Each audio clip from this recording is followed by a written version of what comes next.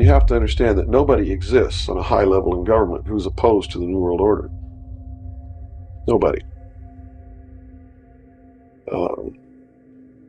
Our government has literally been infiltrated, and there's a within our government destroying it, eating it, nibbling away at it, hacking off its. And you said this started in 1945? 1945 was when the overt destruction began to occur, when Truman signed the UN Participation Act and the United Nations Treaty. It actually began long before that, when these secret societies began to infiltrate the government and appoint their members to important posts. Infiltration is easy. If one gets in, he can then appoint and hire others to replace people who are not members below him. So now we've had over almost 50 years of this going on. At least. I believe that it started back probably 1913, 1917, when the Federal Reserve Act was passed, when the Council on Foreign Relations became a reality in this country. Let's talk about the world fairs. Why were we never taught about them? Why did Lake Chicago look like ancient Greece? Are we really supposed to believe those clearly stone buildings were all made from paper mache and potato bags? These expos were going on worldwide, supposedly creating hundreds of temporary buildings year after year with just horse and buggy. They tell us these enormous structures were built in, give or take, 2 years, only to be ended with barbaric desecration 6 months later. But let's take a closer look.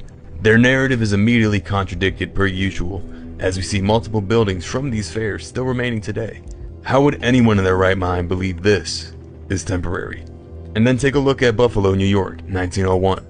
Where's the blueprints? Who supplied all the materials? What equipment was used to lift these massive granite statues? How are their entire canals and bridges being held by plaster? Something easily broken down by weight and water. And then we have some expos in the middle of nowhere, like St. Louis. No airports, nothing. Still didn't stop 20 million people from visiting. Are we to think millions traveled the sea on boats? Not to mention the planning, the preparation, materials required to accommodate 20 million in sanitation, plumbing, food, and so on. And then we have the exposition in Paris. Does this look temporary to you?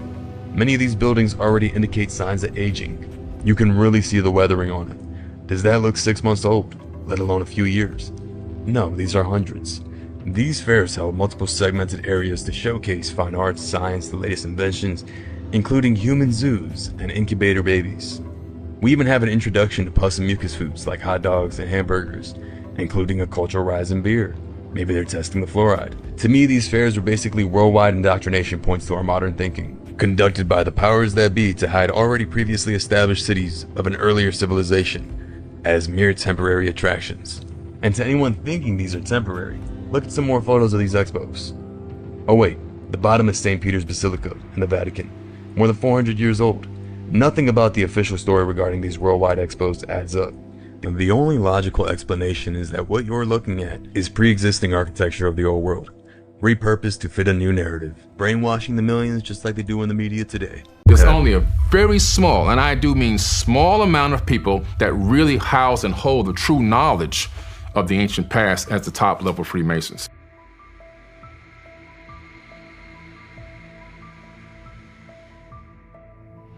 The beginning of the study of magnetism can be traced back to Egypt.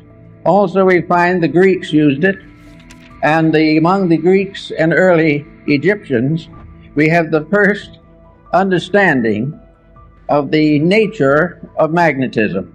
The Chinese were aware of it because of the discovery of the mariner's compass. But for the most part, it was neglected until the 17th century, when it became involved in the story of Rosicrucianism. The alchemists, the Rosicrucians, and the Hermetists all were unfolding phases of magnetic theory. Then we come down a little later and we come upon a curious instrument, Mesmer's magnetic tub. This was a kind of tank in which many people put their feet at the same time and held hands and created a battery out of the water in the tank. Incidentally, the magnetic theory is based upon a very simple fact, namely that what we call empty air is not empty at all. It is the most profoundly used all the elements that we know anything about. We all live within air and have our being, and we know that if air fails, we die. But what we do not realize is that air is not just some oxygen or helium or something of this nature. Air is something in itself. It is a substance of itself. It is a substance so real and so important that it's almost impossible to estimate it. It is a tremendous field of magnetic energy. The atmosphere carries the magnetism of the sun. The study of the magnetic powers of the sun will be more or less clearly understood by the study of the seasons. Winter, summer, spring, and these things have all to do with a magnetic factor in the air. And we think of it only as in trying to explain it as a physical astronomical phenomena, since as the rotation and revolutions of the sun and planets. But each of these planets is a field of magnetic energy. And this energy comes to us through what we call air. One thing we have learned from television is that air transmits.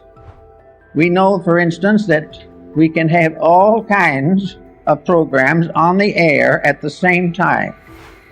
And they can come from all directions. And they can overlap and interlap. But each one will remain separately identified as though it was moving in a channel or a circuit of its own. Something went through was vibration. And this vibration in the magnetic field can be divided into an infinite complexity of separate emanations.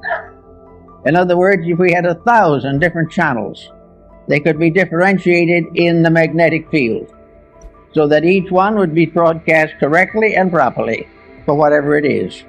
Thus we realize there's something out there besides air, something besides helium and oxygen, something besides the ordinary factors we take into consideration scientifically. We are in the presence of a mysterious agent, an agent that is part of everything that we are. Now, studying magnetism as it comes into the human body, we discover along with Kilda that each human body is surrounded by an etheric or energy field. This energy field is sometimes referred to as an aura, but it is not the true aura that we think of in metaphysics. This magnetic field is an area of energy. This area of energy forms an egg-like atmospheric sheath around the physical body, usually extending 3 to 5 feet from it in each direction. This energy field is the basis of virtue, because this energy field depends for its reality, its serviceability, and its protecting power to move emotion, thought, and the attitudes of the person around which this magnetic field is gathered. In other words, the individual, if they are normal, if mentally, emotionally, and physically they are keeping the rules, this magnetic field forms a tremendous protection. It is normal, it is healthy, it is constantly able to handle infections and all kinds of difficulties. It will help to heal wounds. It will help to recover the use of functions and organs. And if we are deprived of some part of the body, it will try to compensate for us. As long as the individual takes proper care of his magnetic field, it will serve him. Now, this is a phase of morality that is generally overlooked. It is assumed that these magnetic fields are something you don't pay much attention to. They're there, maybe they'll help a little. But the truth of the matter is that practically the whole survival of the individual depends upon maintaining the integrity of this flow of energy into the magnetic field. This energy comes from the sun. It comes through a mysterious energy tube in the magnetic field. It enters the individual through the crown of the head. It disseminates through the entire body, and it's excreted back again through the lower centers of the body and is recleansed by the solar energy. This is a kind of a little private tank or capsule of life that we are all carrying about with us all the time. Now, the problem of morality in this is very definite. The moment we break rules, we damage that magnetic flow. We have got to keep the laws of nature, and these in turn are the laws of God, or the magnetic field fails. It can fail because of physical intemperances, which reduce its integrity and reduce its power. It can be wasted in riotous living, which is a common cause these days. It can be variously destroyed by moods, by attitudes, by fears, by complexes.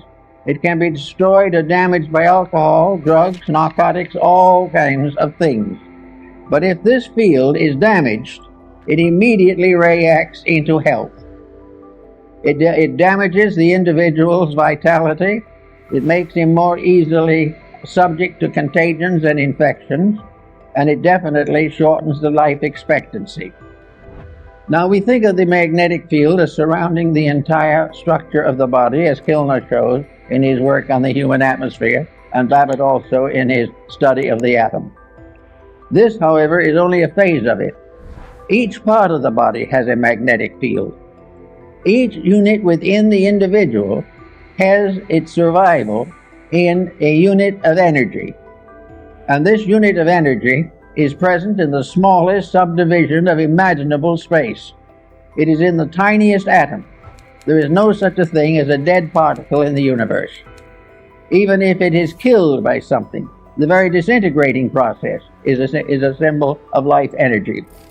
Therefore, we are confronted with the natural problem of realizing that virtue is to keep the law of the energy field. Now, the law of the energy field, just by coincidence, is also the law of integrity. The energy field is what establishes right and wrong.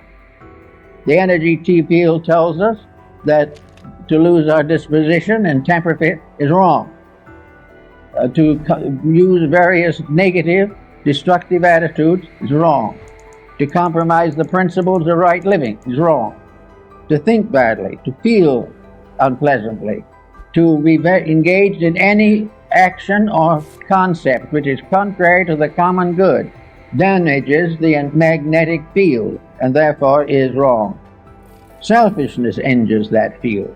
Every vice we know, the breaking of any of the 10 Commandments and a number of other rules, results in damage to that field.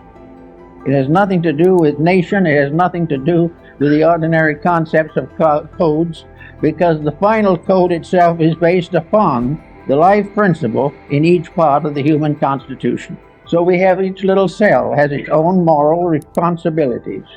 The stomach has its own magnetic field. The stomach is not simply an organ. It is an organism. It is a living thing within the human body.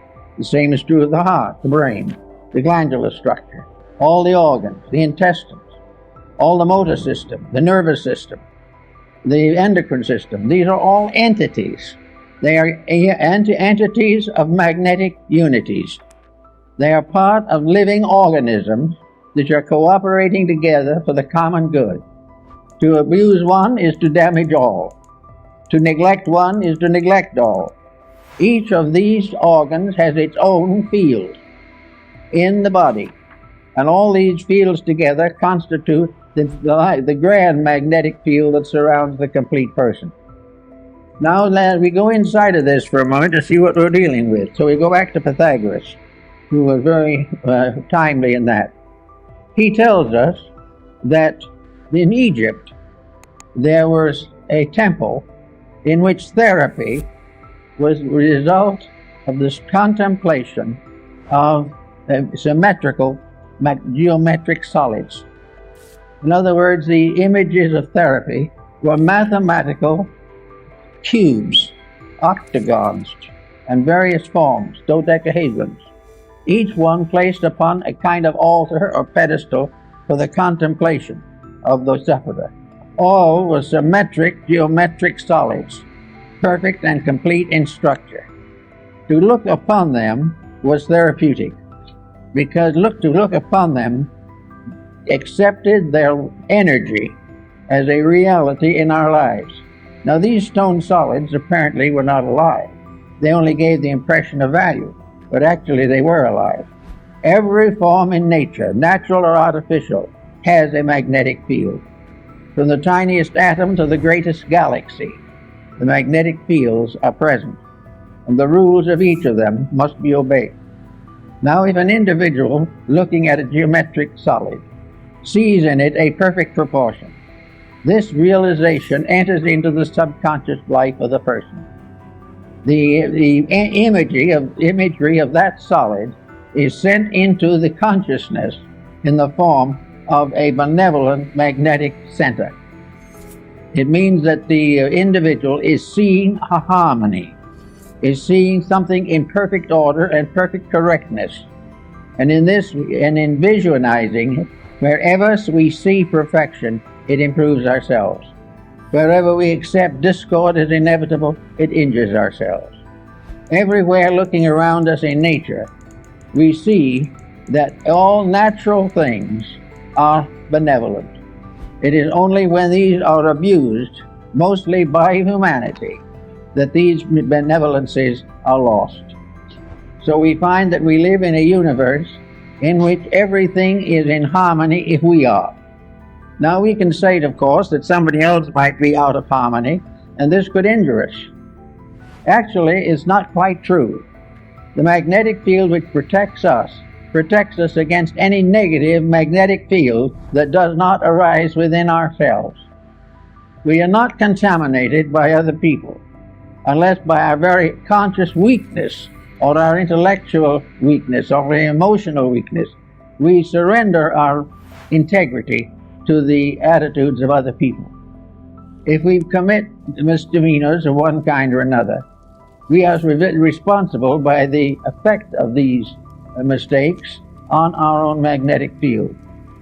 Now, the magnetic field not only covers this type of thing, but it covers elimination, the intestinal walls. All of this type of thing is damaged, as we know, by hysteria, by various moods. The individual becomes ill because of a bad disposition. Now, we consider this to be just symbol of something that happens that way, but it is not. The individual who is sickened by dispositional fault is sickened because he has damaged the magnetic field of some essential part of his own nature. If he has damaged the magnetic field of his digestive system, he will have dyspepsia. And if the dyspepsia lasts long enough and the magnetic field is sickened long enough, then enduring chronic ailments can set in. No individual actually is infected entirely from himself, but never completely without himself. All of these unities of fact must be in harmony. Now, in the Rosicrucian philosophy, we had alchemy, the transmutation of various phases of life. Alchemy was a transformation and a transmutation of energies, and these energies are essentially the same ones that we have in magnetism. We therefore have the constant realization that everything we do and everything that we see and have has values of its own. Now let us pick up a pebble from the beach, and we suddenly realize that we're in the presence of a little stone.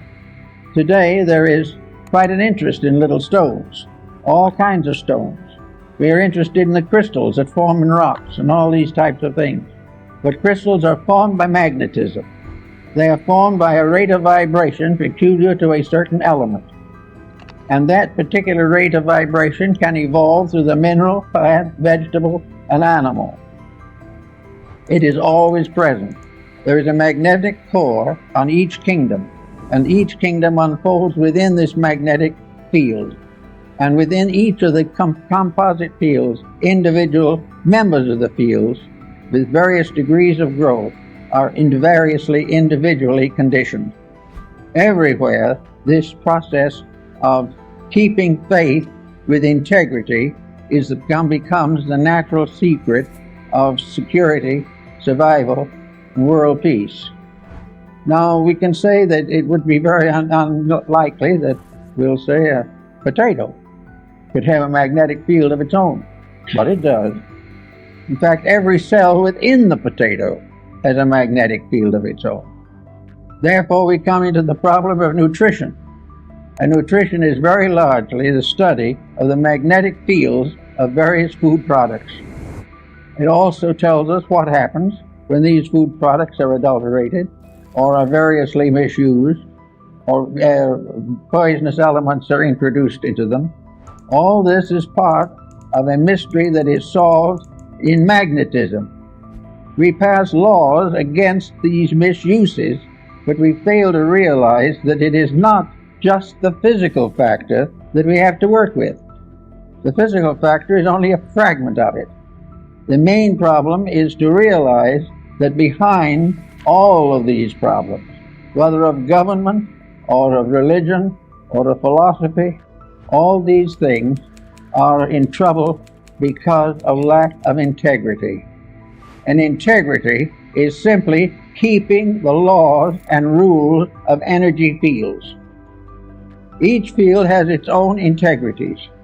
All integrities in all fields are compatible.